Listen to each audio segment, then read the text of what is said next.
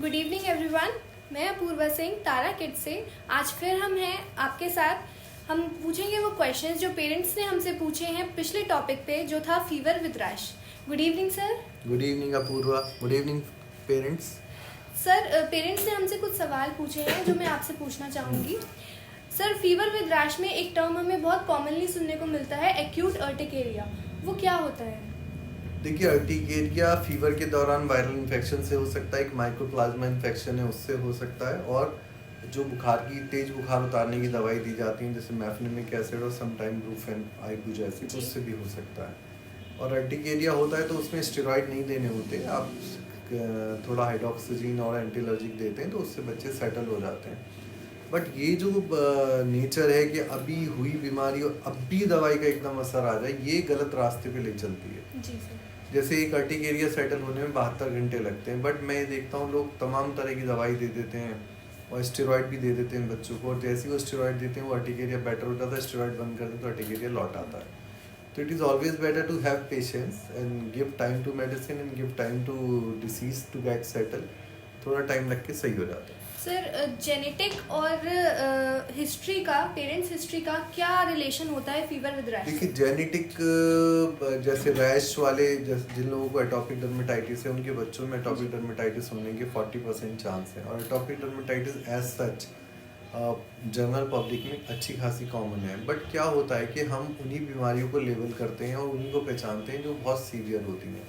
तो हमारे यहाँ बीमारियों के अंदर जैसे मौसम में भी ठंड के भी ग्रेड हो जाएंगे कि आज हल्की ठंड है, अब कल को थोड़ी कम ठंड है, कल ज़्यादा ठंड है, और फिर परसों बहुत ठंड है, और इतनी ठंड भी हो जाती है बर्फ़ गिरने लगती है।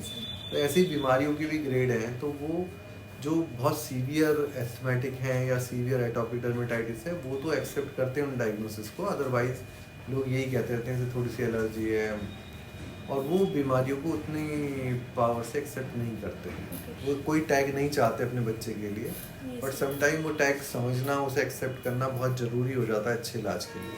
सर ये फीवर विद रैश कंटेजियस होता है? नॉट रियली, ऐसा नहीं है। ये ज़्यादातर जैसे चिकन पॉक्स है वो ड्रॉपलेट से फैलती है, मतलब खांसी जुकाम से फैलती है।